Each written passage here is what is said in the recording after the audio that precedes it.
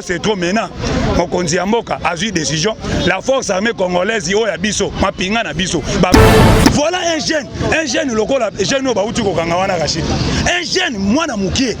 Mais ba koti ici na ba trafic ya ko kende ko pesa ka machette na ba ADF pona ba likida ka batu. Ale eloko ndenge wana soki tozi mutabongo bakangi ye.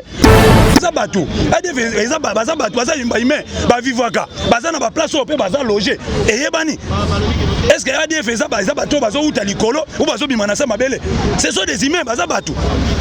Quand on a arrêté un jeune Rachidi, c'est un musulman. Alors, il un groupe moko. Voilà, il faut maintenant tout démanteler tous ces réseaux. N'a pas hôtel, n'a pas commanditaire, n'a pas bourreau, financé, bateau bazo tchaba mong. Kobanda kokanga, ba député déjà bilonga libabe. Combattant aussi. Quand Mbosso code a donné ça, Mbosso a dit, bango ba mona ki Mbosso. On dirait un papa, il faut qu'on attaque, qu'on menace Mbosso, tout ça. Trop c'est trop maintenant. Mokonzi ya mboka a eu décision. La force armée congolaise yo ya biso, mapinga na biso. Déjà processus yo Mokonzi ya mboka a lancé et qu'on démanteler tous les réseaux, aux députés, aux ministres, aux hôtes, jeunes à louche, il y a la société film là-bas laisse ceux qui sont impliqués dans makambu ya massacre ya ba congolais. Vous serez démantelés. On a toujours rassuré yango. Parce que Mokonzi ya mboka est là pour démanteler tous ces réseaux-là. Soyez le bienvenu, notre cher fidèle internaute, sur votre chaîne. La meilleure chaîne du moment, La Voix Céleste TV, chaîne où vous pouvez toujours d'informations à la page. C'est Ezaka Mr. Cop, toujours dans le magazine Yoka Base. On a limité la 10e rue devant la démocratie.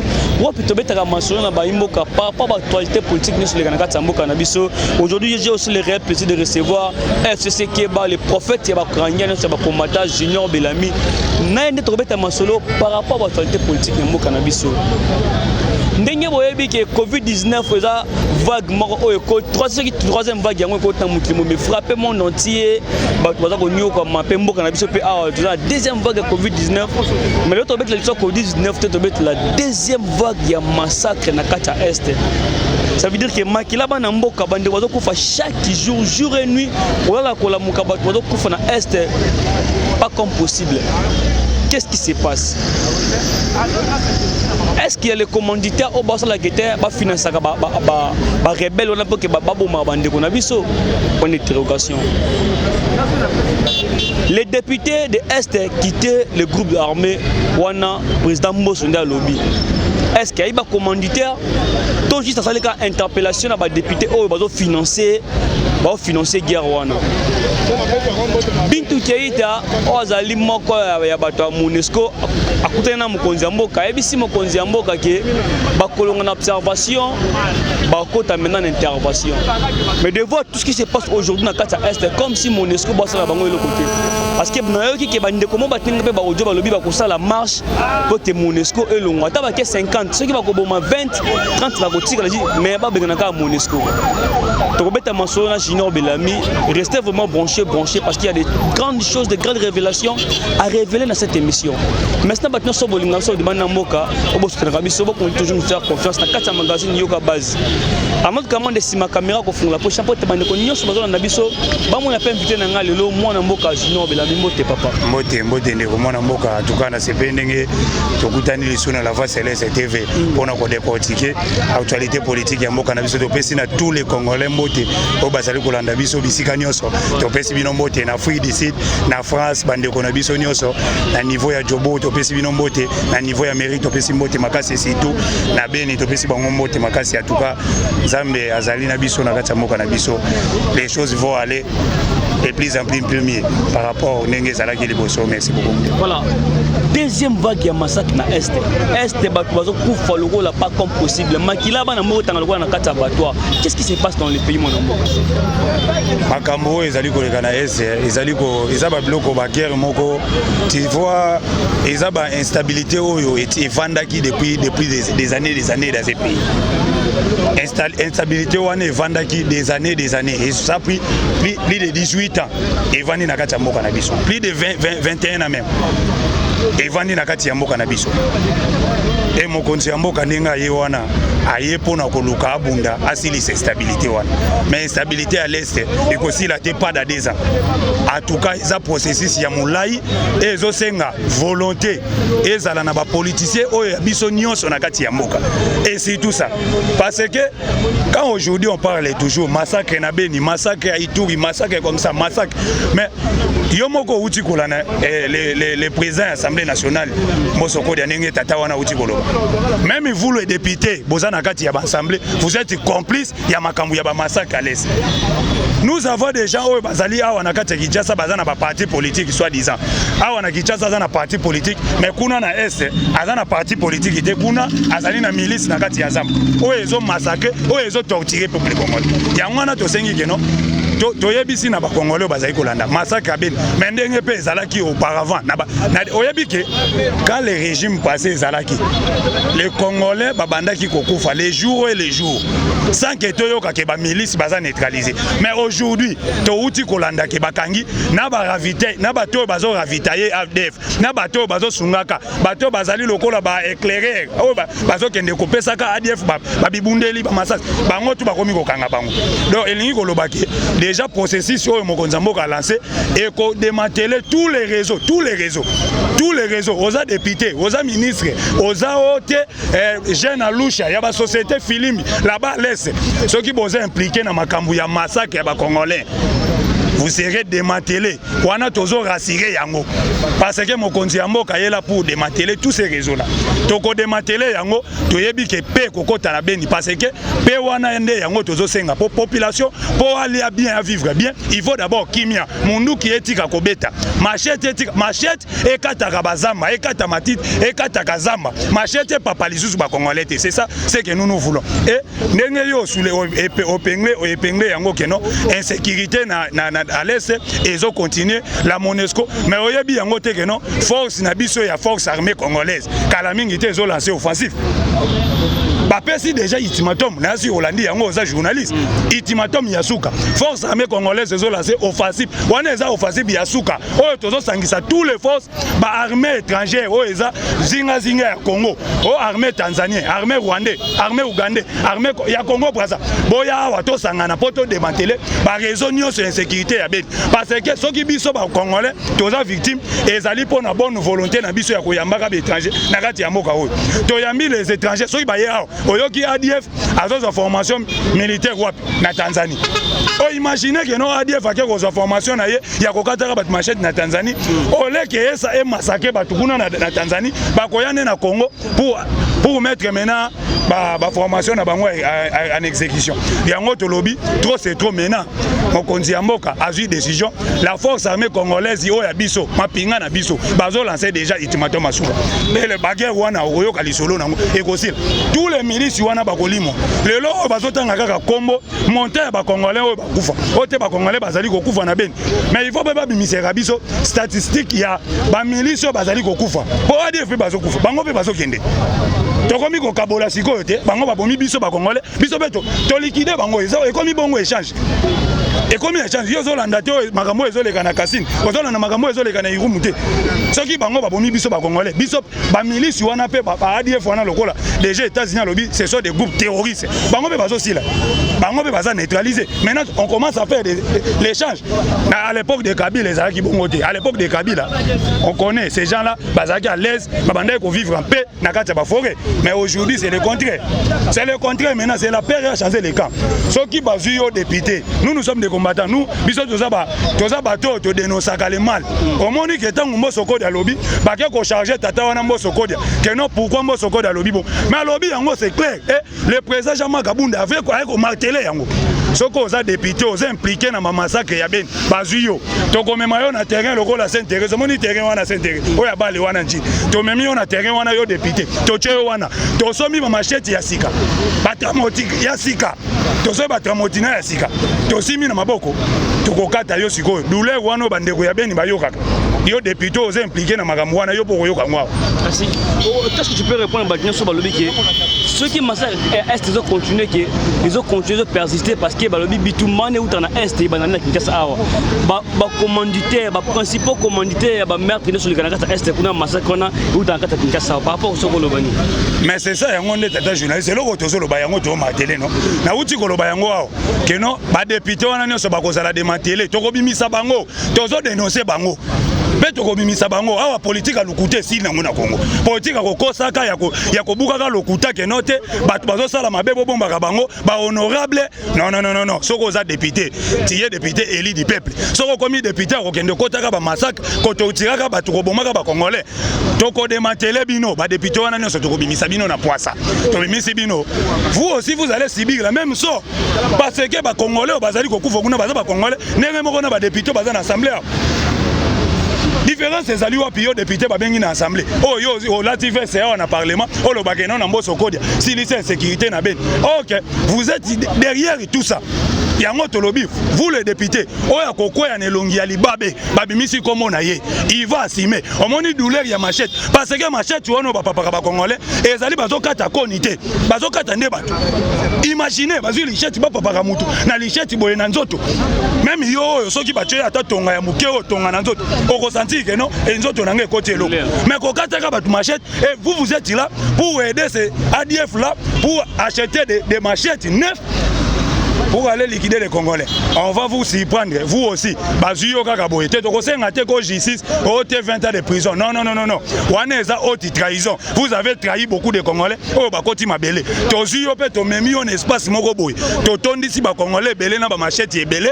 Ale yo po yo ki douleur. Oyo beni yoka. Voilà bande ko na biso par rapport au PA. Ningi mona mboka ko mboso lobi. Ozo banga te ke pe ba menacer pe ke tele lope mo motion peut bâtir censure non le pouvoir il y a motion de censure de journalistes tata pouvoir il y a motion de censure nous sommes fatigués la motion de censure la défiance qu'on est situé on a théâtre on est ici Mboso Kodia c'est l'issue ya mokonzi ya mboka na niveau ya Assemblée nationale tata wana député moko oya koze bango nyonso bakotika na parler du peuple wa on dit ça ceux qui ba oser lisuko créer ba trouble o te ba mention o ba nini te bakotika parler du peuple wa wana on dit ça bakotika parler du peuple to ko luka ba député mususu élection anticipée même 2023 là to ko kende vers to zimba député to sala élection anticipée to zimba député o ba koya ko sunga peuple to koti na parler du peuple bongo bino ba député oboze impliqué na ba massacre bande kolokola ba Moïse Mugabo soki ni Mugabo wa apo bango ba Mboso Kodia batata wana bango batanga te biso ba combattant ba Moïse ni Mugabo wana ba Roubert wana vous allez subir bakoleka devant justice congolaise biso peuple les justice c'était que la justice il y a ba tribunal nous les populations parce que trop c'est trop ces gens là ils sont venus au Congo ba kokuta miel awa na Congo et miel o ya Congo ba bazolia ole balia miel wana na kimia mais bakolia miel wana te na kimia faut ba banda kokendaka kotakaka ba congolais kosoma machette kopesaka na ba ADF po bakataka batumitu voilà un jeune lokola jeune ba uti kokanga wana Rachid un jeune mwana mukie mais ba kotisi na ba trafic ya kokende kopesaka machette na ba ADF po na ba likidaka bato ale eloko ndenge wana soki tozi mutabongo bakangiye ba fusiller koyoka droit de l'homme yao ote respect à droit de l'homme bongo ba congolais o bazali kokufa na beni wana respect à droit de l'homme po na ba congolais wana respect à droit de l'homme ezali te bitu keita azali web mama po na respect à droit de l'homme ya bande ko wana beni par rapport à bitu keita comment peut bien potuni Bintu Keita toyebi c'est les représentants ya ONU na katamboka ya MONUSCO katamboka na biso ayaki epa mokonzi mboka basololi ayebisi mokonzi mboka balongo na observation bakoti l'intervention on a de voir tout ce qui se passe na katamboka na biso aujourd'hui peuple na kata est na beni ba osenga ba sala marche bientôt là je sais pas si les 4 awa que babimisa MONUSCO na katamboka na biso par rapport à ça yoko lobeni. La dernière chasse au Mokonzamboka Pesaki, chef de l'État Pesaki na MONUSCO, ils allaient à Lokoa. Kolongola, slogan na bango wana ya observation. C'est slogan moko et comment le rôle la slogan. Batu bazali ko bomana kuna bino bozana ba char de combat, bozana bibundeli nyonso, bolobi kete biso toza ko observer. Observer quoi? Donc nous qui a Monesco wana tiragate betakate. Ba char de combat, ba hélicoptère de guerre wana tiragate. C'est pour cela moni mokonzi ya mboka lobaki na bitu keita quand elle a venu cette dame là que non aux service il y a secrétaire représentant secrétaire des Nations Unies ici au Congo, oui, mais changez aussi votre administration là, la Monesco. Les chefs d'État étaient clairs, changez votre administration. Bitu Keita nous a rassuré que non, Azolongo la menace, ni wana ya observation, maintenant la Monesco est comme à force d'intervention. Maintenant on veut ça, que quand les FARDC, quand les non militaires, bako kene na front, na Zamba, qu'on lance offensif Yasuka, tozo senga que Monesco, la Monesco a la paix derrière FARDC. Monesco a soutenu FARDC na ba drone na ba nini o ekosala ke ba repérer ka place ba base ya ba ADF batami ko neutraliser pour parce que Monesco azana force nyonso azana ba drone azana biloko nyonso tokosenga yango mama Bitu Keita mama en tout cas ozolanda biso ndenge tozolo bana ba média.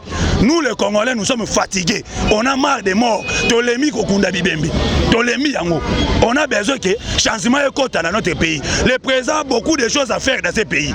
Social, makambo etali, makambo ebele, électricité na kati ya mboka na biso. Courant, mai. Mokonza mboka aza na besoin que Monesco wana tosengi yo te koya kobundela biso. Non, mais FARDC azo lancer offensif. Tant azo lancer offensif na zamba nyonso ya ese. Monesco bosunga biso, bozwila biso ba drone na ba avion na bino ya de guerre. Oyo ezalaka na ba base na bino, bobimisa yango e repéraka pe ba milice wana. Parce que boyebi là où ba milice wana ezali, boyebi place ebatama. Boyebi place bazalaka. Voilà, Bitu Keita mukozamuka yambaki basule makamususu. Après on a obtenu Fayulu, on a obtenu Kabila. Aujourd'hui, à l'objet que RDC lelo babalusi misu na bango l'élection 2023. Comme si discours d'ailleurs on a bandeli échangé. Qu'est-ce qui se passe? Toujours parler toujours les élections. Voilà ce qui tue le pays. Voilà ce qui tue le pays. Tout ça l'élection. Une intervention non, qui babalonga ça va comme une intervention mais le comme ils ont d'abord rien apporté. Misu na nini? Aide nini o na la Monesco on est sali depuis que mon konzambo a continué à pouvoir. L'appui au Monesco a sali. O ezomona na palpable. Rien que ça qui continue à ambassadeur, parce que ambassadeur de l'Italie, qui est un ambassadeur a été sacrifié à cause de la politique na bango ya bani.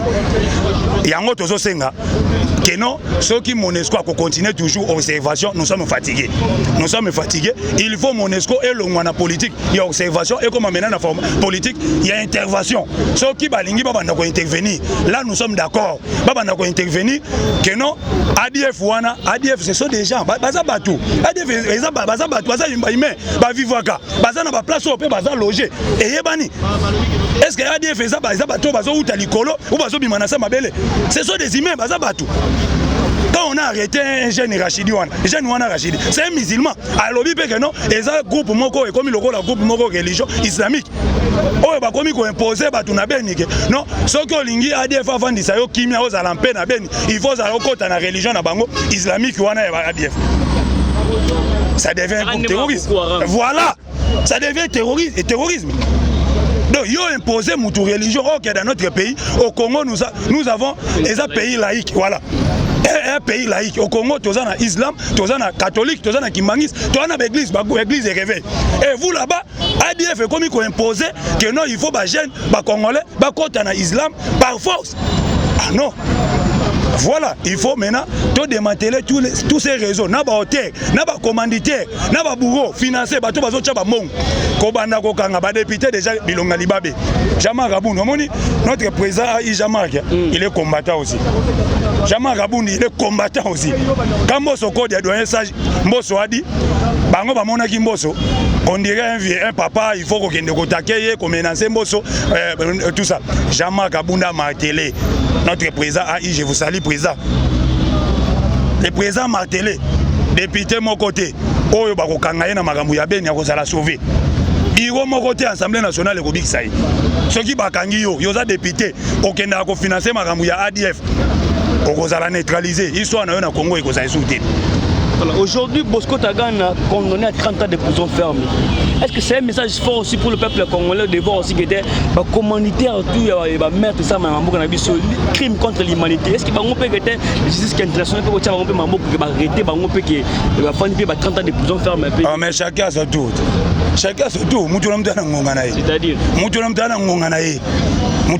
biso to saka biso to lobaka omoni tangu yo oloni yo to mona mutaloni nguba azozela abuka masangu mutaloni nguba na bilanga azoluka zelo bolona obuka masangu non olona ki nguba obuka nguba. C'est que Kabila s'aimait dans ces pays, il va récolter ça. C'est ça, il va récolter ça. Kabila s'aimait quoi? Kabila lonia wa sangi makila Tiweri, organisation des massacres. Bosco Taganda Kabila ebiete. C'est monsieur là ebiete. Le logo non, on va faire l'opposition. Allez, notre leader va être leader de l'opposition. Leader opposition, portez pas opposition. Ma opposition vous allez aller faire ça là-bas, ces pays, papa. Vous allez aller faire ça là-bas. Quel est comme leader opposition dans ces pays? Parce que Bosco Taganda, la CPI a donné déjà un message clair. La CPI a donné un message clair. 30 ans de prison. Bobeta Kaliki, Bosco Taganda, Soka Kota Giwana avec 30 ans de colo. Tous les Congolais victimes, Bosco Taganda, Boma, na Ituri. Bobiso ba Congolais de l'Obara vérité. Biso vérité, biso Robon Mezagate, vérité. Tous les Congolais, Bosco Taganda, Boma. Bosco Taganda, il faut foutre unanimité, il y a ma famille wana nyonso. Même Mandenge Kosala mana politique mais quand il sera arrêté parce que lui aussi son tout viendra. Ngongana epe koyaka. Ezate ko opposition wa pio yo kosala na kati ya mboka o. Opposition tikela yango bato yo bazali ba madidi tozana bopoza lokola ba madidi yo baza bopoza moko mitu ozomona ke allo ba koto na gauche alobi na droite to ana besoin bopoza wana baza pacifique démocratique mais yo zalaki muto oloni mabanga ko bimisa mabanga na mabele. C'est que tu as semé la terreur le lo mboka na biso libabe oyo chef de l'état azui eza libabe ya 18 ans ya Kabila. Il a tout semé, planifié des assassinats, planifié des assassinats, planifié des meurtres. Aujourd'hui, tu vas récolter ce que tu as semé. Bosco Taganda, c'est une leçon. Quand vous allez aller là-bas, c'est pour dire bon, parce que nous prison, tant nous prison, allez, prison internationale et amio. Parce qu'ils ont commis des crimes internationaux. Aujourd'hui, il y a un dossier à l'expert en Nations Unies. Il y a une banquette. Et qui est l'auteur, commanditaire, bourreau? Au lobby, il y a des bourreaux financiers, il y a des patrons, il y a Makamoutou, il y a des exécutions. Ça va ordre. L'assassinat de Chebea. Tu sais comment? Où est-ce organisé? Qui a été le leader? Est-ce que c'est nous les combattants de Tolobayango? Les majors ou major Kenga Ngoy. Tozwa qui commandation na ngwe utaki na ferme moko boye quelque part. Et voilà. Vous allez assumer. Makambu ya porte-parole, il y a opposition en tout cas. Bande konabiso ya FCC Keba. En tout cas, il faut bobo sana. Il faut bobo sana yango que FCC va faire l'opposition au Congo. Et le rôle là-bas que porte-parole et opposition na mandat Tshisekedi. Abako banda ko futaka. Yango moni bazo ouele la porte-parole opposition. Ko ba yebi que porte-parole et opposition bando pesa ka mbongo na opposant. Yango ba ouele. Biso to sala ki a opposition to sala ki mbongo. To sala mbongo wapi? Toza mongo wapi que ça l'opposition na moka oyo Kabila au pouvoir ba futa yo mo. Ils vont aller à petit. Bango nyonso bazo plier ba bagage na bango, ils vont partir à prison. Ba okenda ces pays. Ba okota pe prison non de disperser. Ne to loba yango ba mususu ces pays, ba mususu makala, ba ko panzana ka. Omonde baza wana, bango nyonso ba ko panzana. Mutu na mutu akokota prison na kwa na ye. Ba ko kabwana. Ezate ke mutu moko na prison te, so ba ke lisanga na prison moko. Ba ko sala la même Congo likita. Faut pas panzana, ba mususu ba ke prison koto mususu quelque part, et ça bien. Affaire aussi Mukenzi, colonel Karine transféré dans la prison de l'eau. Kasi ba Karine, ba bimi ba victime maman wana.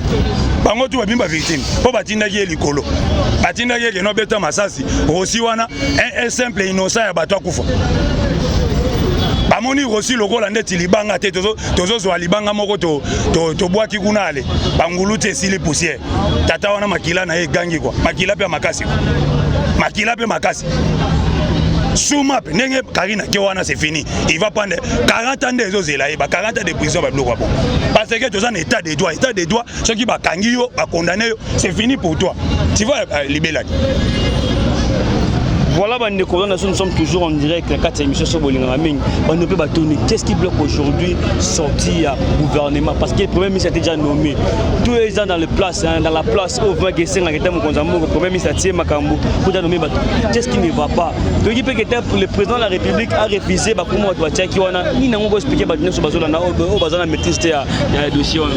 Je suis journaliste, ceux qui m'ont conzamboka a vu liste ya gouvernement il y a zuba yelié ceux qui ba combo ils alloko là bas Koko Niang Lambert Mende Bocha Batuana Mokonzamboka koyamba pa liste wana ti akosana gouvernement là je te dis c'est mon konza zui liste parce que même Moïse Katumbi bato yo ba Moïse ce sont des transfuges ba transfuges ya Kabila nde bakeba Moïse na ensemble na wana sana banani ce sont des kabilistes des pires kabilistes bato yo baza na Moïse wana Olivier Kamita tous ces gens là on va entourer ce sont des kabilistes. Et le chef de l'État a besoin de travailler avec des politiciens au bazar na mentalité mususu. Il faut tout le bayango clair. Au bazar na mentalité mususu. Mentalité ba million té. Mais ba ministre au bazar na idée un million. Soka cheka idée ba million na mutu. Azoko ma ministre pas comme millionnaire. Azoko ma ministre pas banda ko engager moi si bana na ye tout ça na kaza ba ministre bazo ba antiquer. Mais nous sommes fatigués. Mon conti va continuer toujours à être roulé dans la farine. Mon conti cause à la rouler dans la farine.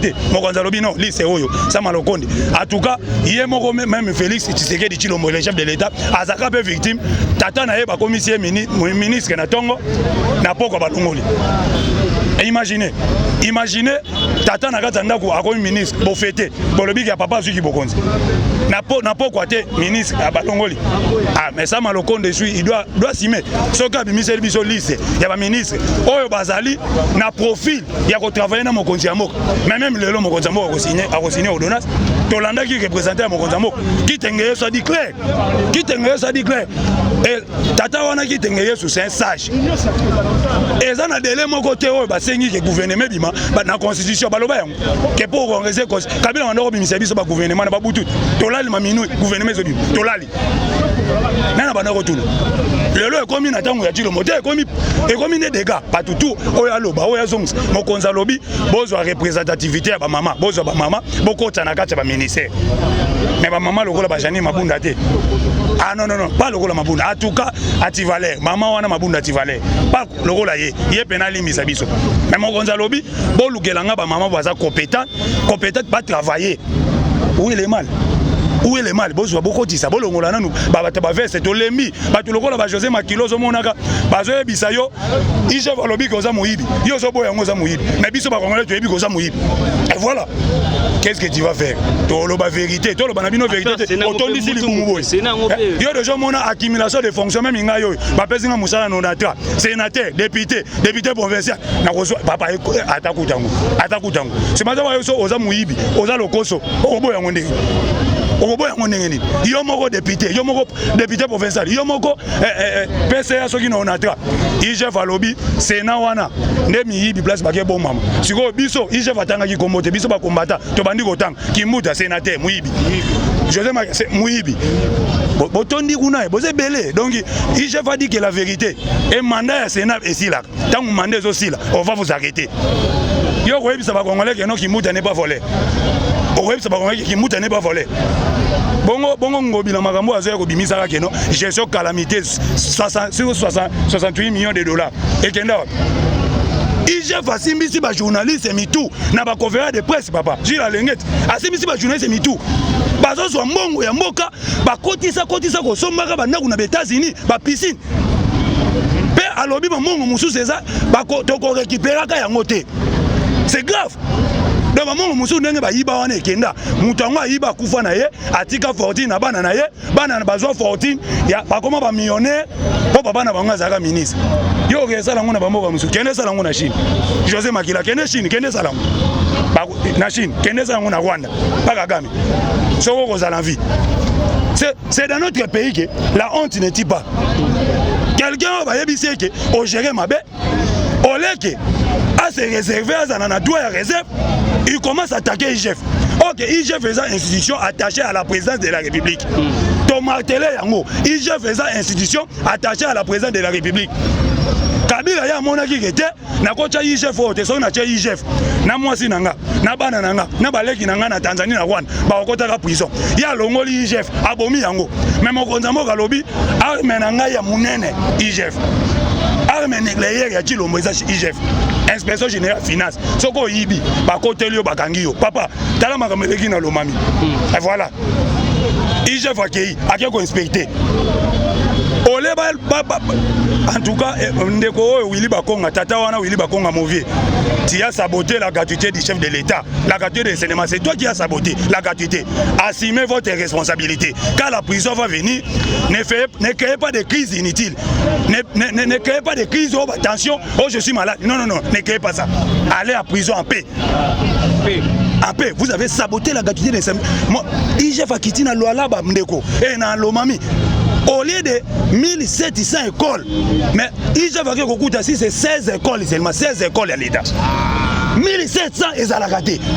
Imaginez, mon wana nyonso bazo zoyango, bazo pesa yango pa banani.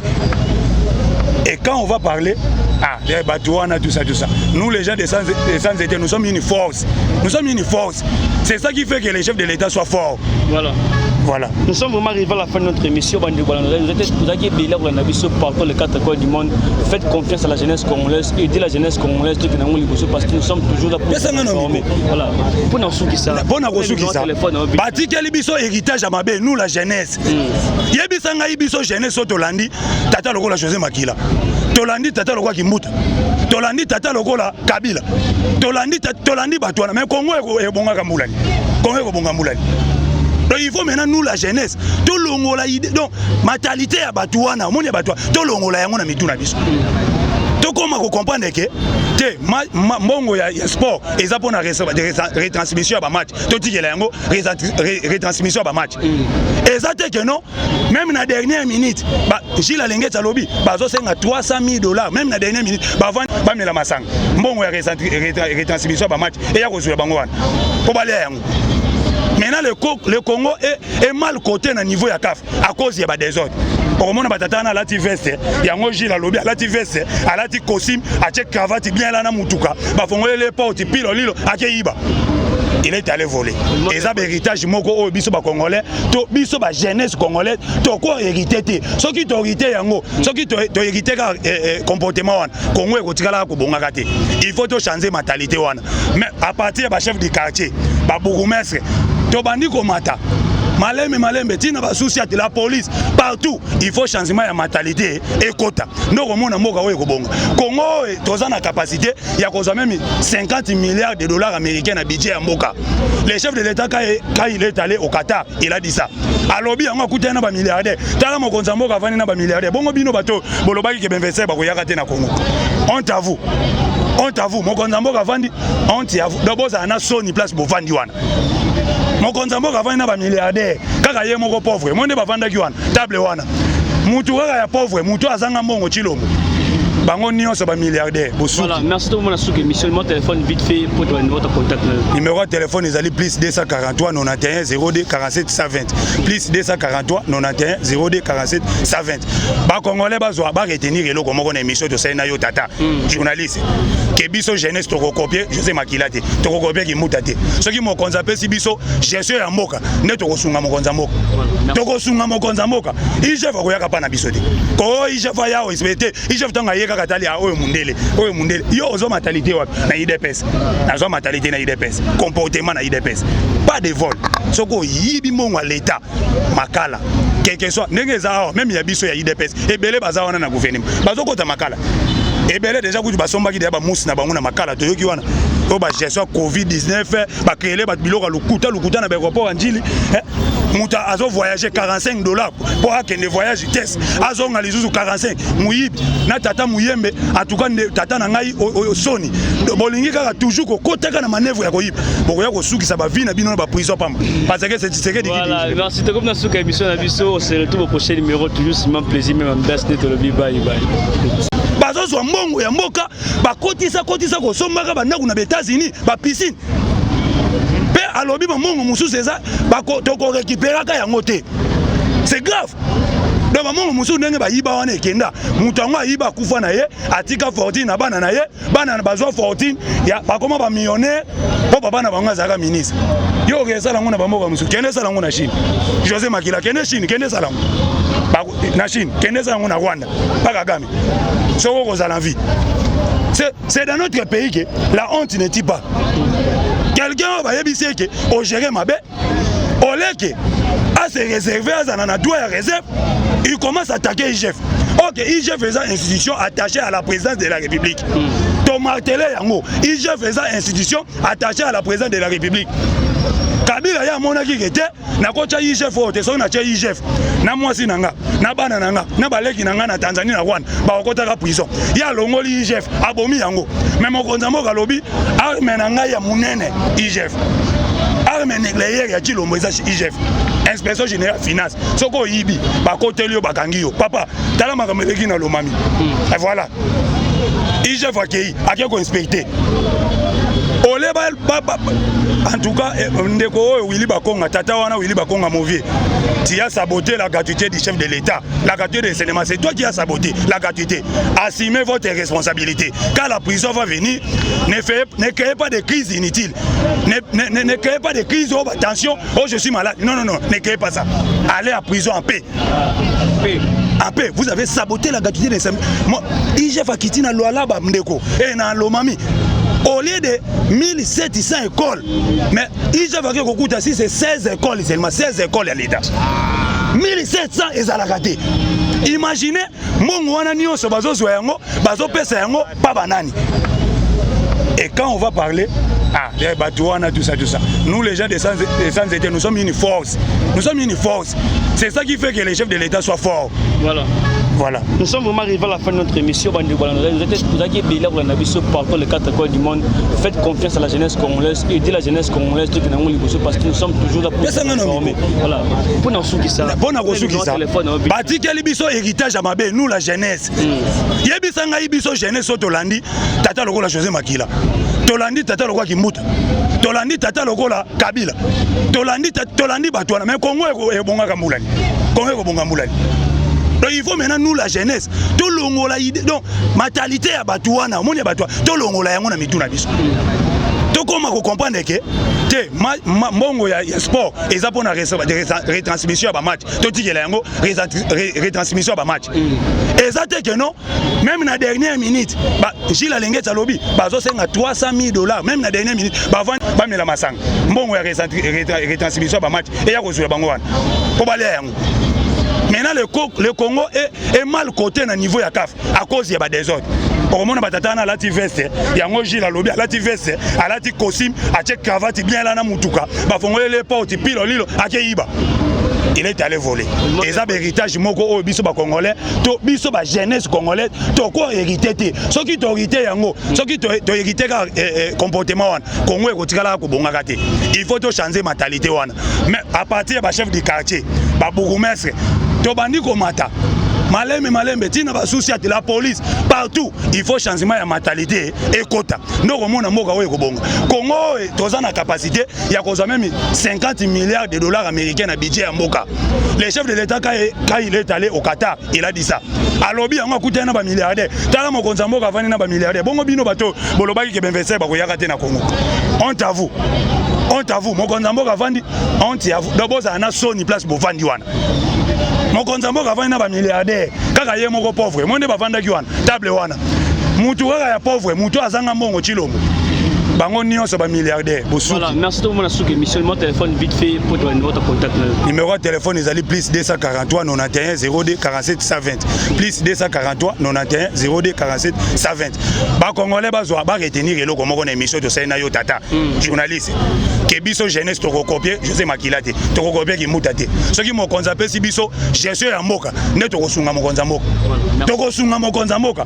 IGF ko yaka pa na biso te.